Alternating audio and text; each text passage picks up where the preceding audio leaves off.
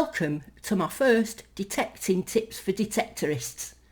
Yep, that's what it's called. I'm not going to waffle, I'm going to get straight on there. So the first thing we're going to look at is gold. Now everybody loves to find gold, don't they? Or they wish they could find gold. I'm going to show you a fantastic website I've found that helps you identify gold really easily. So let's go. Now this is a gold traders site, and it does your hallmarks. So let's have a look at this ring that I've found. So it's got a crown on it, a 22, an anchor and a D. So this is how this works. Well, at the top as well, it gives you today's prices in gold as well, which is quite good. So let's have a look. So first of all, you have to find the assay office. So that is going to be a picture of like mine's anchor. There it is, anchor. So click that, click next. So the next one is the purity. So you have to look at the numbers that are on it, and mine is 22. This one. Next. The year, now it's a letter D, it's a capital D, so we know that, so we'll click that. I've picked the correct letter. Now this is the bit that always gets people a little bit. You have to look at the shape that it's in.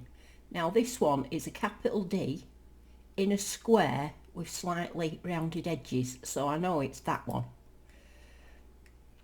I've selected the correct letter. So it's saying we've got 22 karat gold, anchor, D, and it is 1852.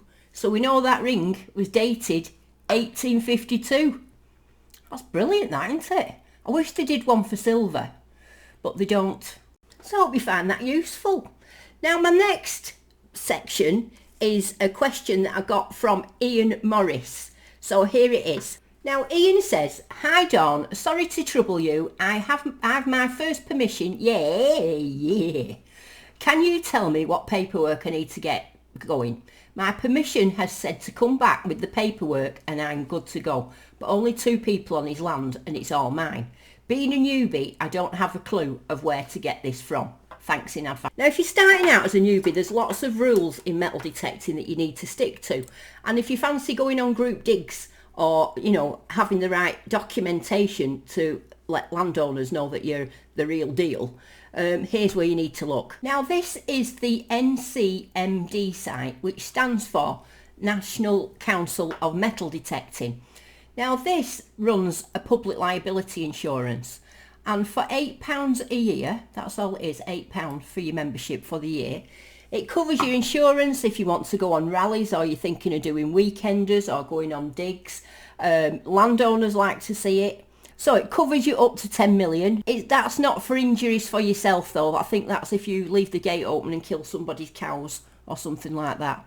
But you get a little magazine with it, and it just looks nice. You get a key fob, you get a card, so you can just put it in your wallet and keep it all the time. Or if you want to do it like 3 years for 22, saving a little bit of money there.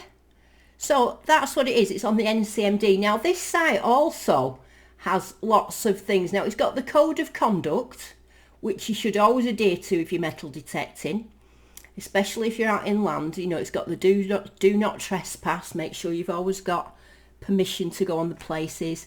Don't leave a mess. Take your rubbish with you. Don't leave gates open, all that sort of thing. But they've also got this tab here, which has got a beginner's guide on it.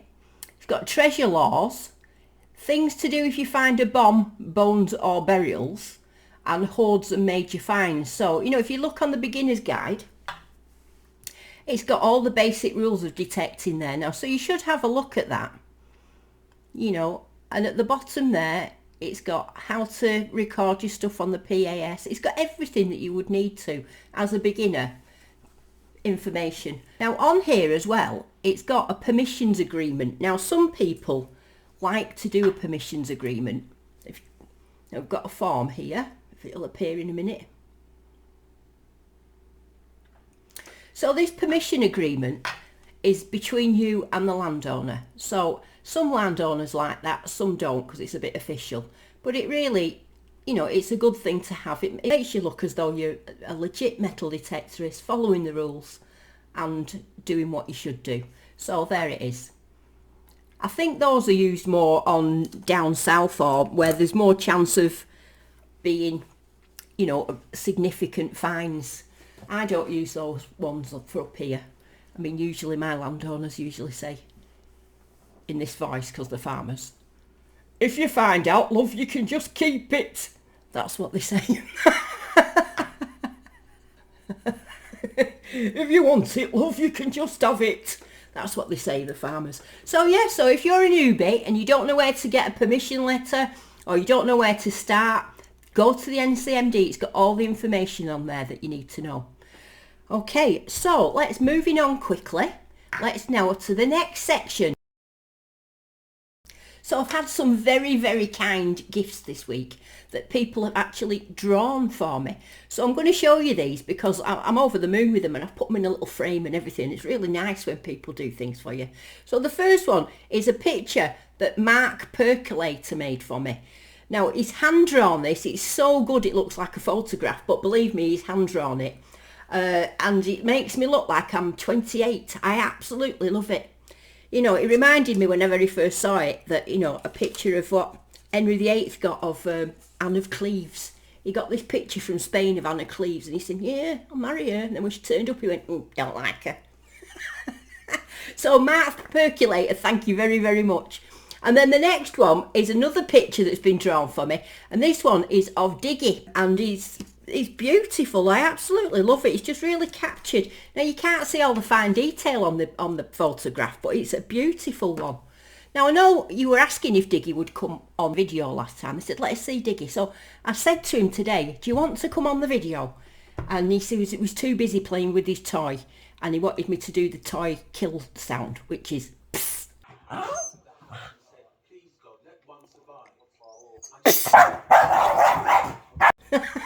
He likes to play that game all the time. He just puts it on the floor and then I just go pss, pss, and he just flips off. So let's see what we're going to next. So this week's winner is Michelle King Cumberbatch, and she found a ring thing. Now the ring thing I started making up, and why I've picked this as my find of the week is because we don't always find silver and gold when we go out. And we do often find things like moo tubes or Coke can rings or ring things that were rings. And I've made a little thing up now that when I find one, I actually feel happy because I always hold it up and I say, it's a ring thing. And if you do that and get into that mindset of where you go out and you can find something that's not silver and gold and is a bit of rubbish really, but you still find a bit of joy in it, then it just makes detecting that little bit better. You know, lower your expectations of what you find. Put little bits of fun in it. You know, think to yourself, I want to find 3 moo tubes this week. And when you find your third, you'll feel a little flutter of joy that you've actually accomplished it. So instead of thinking, I want to find a gold noble, of which you've got no chance, think, I want to find 3 moo tubes, and then you might be in for a chance. Do you see what I mean? What my thinking's coming about? So if you find a ring thing, hold it up and go, it's a ring thing, and look through it at the scenery at the back, and you'll find a lot of joy out of it. Well, I do anyway. So well done, Michelle, and thanks for being our winner of the week. So you're going to get a sticker if you want to send me your address. So the next question is from my Dig a Door metal detecting group on Facebook from Cy Black Sheep. And it says, Dig a Dawn, I know you've said Maxi eats batteries. That's my Garrett AT Max. But how does the Apex compare? I really like the look of that one. Now Maxi, my Garrett AT Max, does consume batteries quite rapidly. And that's basically because it's powering wireless technology. So it's got wireless headphones on it. It's got wireless Pinpointer on it. Now it does take 4 AA batteries. And you'll get a good day's detecting out of that. But if you keep buying the batteries, it can become expensive. Now, a lot of people saw a video I made a few years ago showing this power pack. Now, I did buy this a few years ago, but they're not recommended, and you can't actually buy them anymore. You can't anywhere. If you look all over, you won't find one. I've been using it for years, but once that's gone, I won't be able to get it. I would like to see the new Max when it comes out. I mean, I don't know that anyway. Don't think I know anything, because I don't. But I would like to see it with the power pack, or to be US chargeable like the Apex. So the Garrett Apex doesn't use batteries at all. It's just a USB charger. It's also, the Apex has got a lot of things that the AT Max hasn't, because it's a lot newer technology. You can hunt in single mode, which is 5, 10, 15 and 20 kilohertz. It's also got a multi-frequency, and it's also got multi-sand, which is fantastic on the beach. Garrett's have not always been known for being the best on the beach, especially on wet sand. But the Apex, it's in a different league on the beach. I mean, I even went in the sea with it on, the edge of the sea. It's really, really stable. Really stable. It's fantastic. So if you're wanting to go hunting with a machine that's quite light, that's got different uses, can go on the beach, it's not going to cost you money in batteries. It's got all the wireless things. It's the same thing. It's got wireless headphones, Pinpointer. Yeah, just go for that. I mean, it's easy to use, but it's got enough settings that once you get started and you get used to it, that you can start messing about and tinkering and dinky-dinking, because I know you men like to tinker. So moving on to the top fan slot. Yeah, I'll have to put my glasses on for this one, because I don't want to say the names wrong. So the top fans on my Dig of Dawn page are Katie Dahl, Joe Anco, Jake Marsh, Thomas Ashworth, Hugh Johnson, Andrea Hozell, Proctor Troy, Barbara Maynard, and Christopher Dallolio. Sorry, Christopher, if that's wrong. And then on to my Facebook group. These are the top commenters on my Facebook group. So at number 1, we've got Malcolm Letherland, Dave Bazin, Amanda Eldridge, Scott Bell, Liam Bath, Dennis Cannings, Robert McFarland, Ivor Moody, Stephen Baker and Kate D. So thank you to all of you for being top fans and top commenters. And for my final question of the day, it is, Dig of Dawn, where can I get one of your stickers for my spade? Ta. Well, you can get one of my stickers off my Etsy site. I have an Etsy site. I'll put the link up in the description if you want it. It's also on the video here. But yeah, come and get a sticker, and I'd appreciate, if you're ever going to get a sticker, this is the month to do it, because I've swapped jobs and I'm living on my savings at the minute. So if I could, a little bit of income coming from my stickers would just help me out quite a lot. Okay then, so I hope you've enjoyed it. I've enjoyed making this. I'm going to try and do them most Fridays, and I'm just going to do the tips as they come up. And I'm going to cover things like the PAS and digging a proper hole and all sorts of things. So just keep on watching. So till next time then, be safe, be lucky, and diggity dig dig dig.